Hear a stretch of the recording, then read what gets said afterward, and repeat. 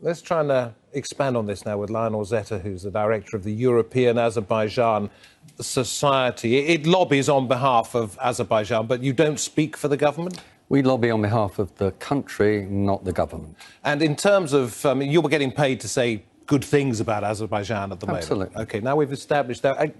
In terms of the country itself, I think you've been there quite a few times. Been there many times. What do you make of the suggestion from Azerbaijan's government that it will attack the capital of Nagorno Karabakh unless the Armenians there stop killing civilians?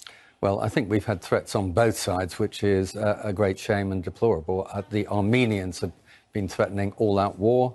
The Azerbaijanis have said that they will defend themselves.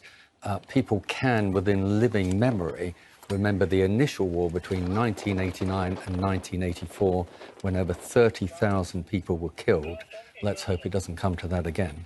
But also, you mentioned the fact the Armenians have been threatening, the Azerbaijanis have been threatening, and what makes this particularly dangerous, other than for those caught up in the middle, is that Azerbaijan is allied with Moscow, and the Armenians are very much allied with the Turks in this. No, sorry, the other way around. I beg your pardon. The other way around, yeah. Absolutely right. So the Azerbaijanis and the Turks are ethnically and linguistically very tightly linked. The Armenians are, to a large extent, client states of the Russians.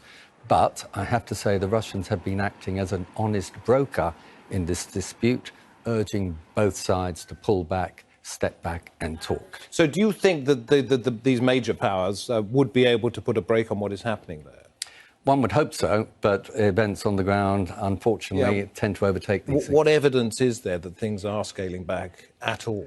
None whatsoever from what I hear. The Azerbaijanis announced a unilateral ceasefire on Sunday night, provided the Armenians stopped shelling civilians. The shelling of civilians, including refugee camps, has continued, so the fighting, unfortunately, has also continued. 22 years since there was a ceasefire there. Yeah. No kind of settlement, even though there is supposed to be some kind of UN involvement. Why has it dragged on so long?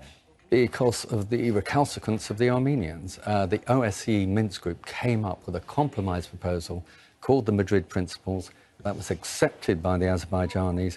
It was accepted initially by the Armenians, but then they walked away from it. So there has been zero progress in that time, and the Azerbaijanis, who have stuck to the letter of the law, are getting very fed up with this indeed. There are 4 UN Security Council resolutions, 1 UN General Assembly resolution, 1 Parliamentary Assembly of the Council of Europe resolution. They all say the same thing. Nagorno Karabakh and the 7 surrounding regions belong to Azerbaijan. Armenia should pull back its troops. They haven't done so. Do you believe that if the people of Nagorno Karabakh, Armenia, if you like, were offered self-determination again, because in a sense they were, but it was a referendum on sort of just running your own country, but without being a country. Yeah, but the referendum took place after every single Azerbaijani had been ethnically cleansed from the region. How can you have a referendum when half the population has been forced out? The Azerbaijan government has offered maximum self-governance within the state of Azerbaijan, but not independence. Why should they? It's Azerbaijani territory. Everybody says so. Not a single country anywhere in the world says different. When you go there to promote business, do you go into Nagorno-Karabakh itself? We can't. There's a front line, there are trenches, minefields, barbed wire. It's impossible. Most of the business is in the north and east of the country.